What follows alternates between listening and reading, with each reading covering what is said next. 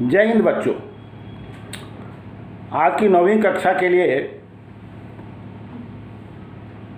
पाठ का विषय है बच्चे काम पर जा रहे हैं। ये भाग 2 में हम कविता की अगली पंक्तियों के बारे में बताएंगे। कविता का शीर्षक है बच्चे काम पर जा रहे हैं। हमने पिछली कक्षा में चर्चा की थी, क्या सारे मैदान, सारे बगीचे और गांव के आंगन खत्म हो गए हैं का एक। यहाँ तक हम इसको स्पष्ट कर चुके थे। फिर आगे देखेंगे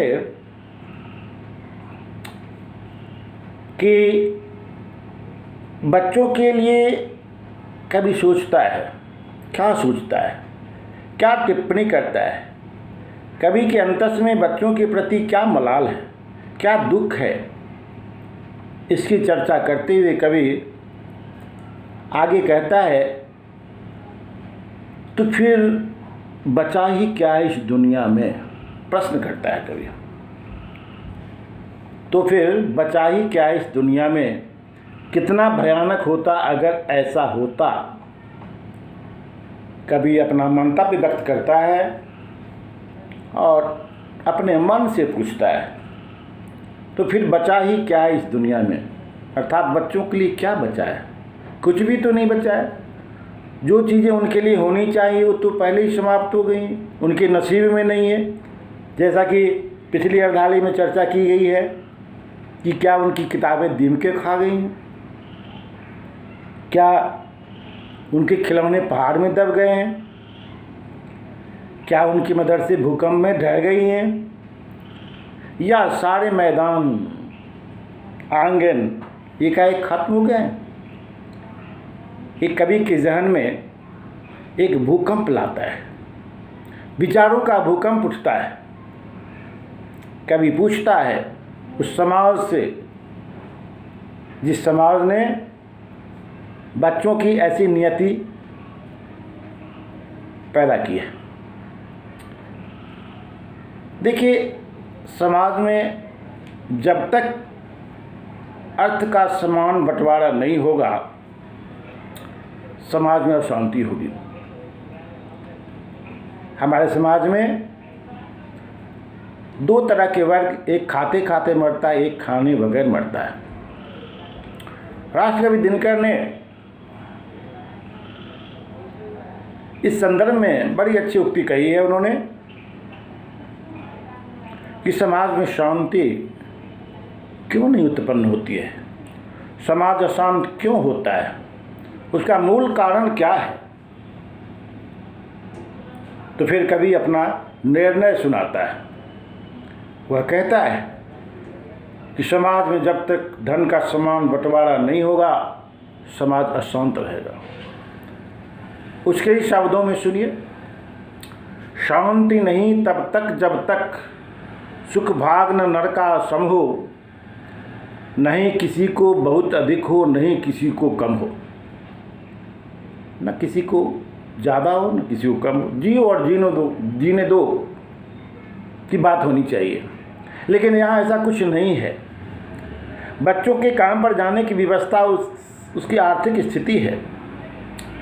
गरीब गुरबे के बच्चे, बीमार माता पिता उन्हें होटल में काम करने पर बाध्य करते हैं, किसानों के खेत में श्रम करने पर बाध्य करते हैं, बड़े बड़े शहरों में बड़ी बड़ी कंपनियों में उन्हें भेजकर आर्थिक विपन्नता से मुक्त होना चाहते हैं।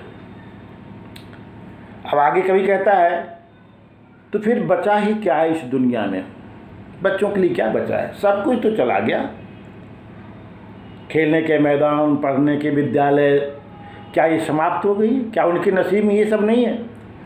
तो फिर बचा ही क्या इस दुनिया में। प्रश्न करता है कवि। कितना भयानक होता अगर ऐसा होता।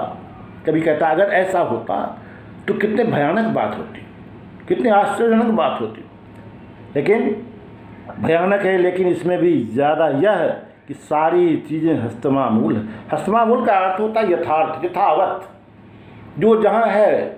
जैसे कवि ने हस्तमामूल का प्रयोग इसलिए किया है कि विद्यालय हैं, मदरसे हैं, खेल के मैदान भी हैं, गेंदे भी हैं और मनोरंजन के साधन भी यथावत हैं, फिर भी इन्हें नसीब नहीं है। क्यों? कितना भयानक होता अगर ऐसा होता। भयानक है, लेकिन इससे भी ज़्यादा यह कि सारी चीज़ें हस्तमामूल है। हस्तमामूल शब्द का प्रयोग किया गया है, ये विदेशी भाषा है, विदेशक शब्दों का प्रयोग किया गया है।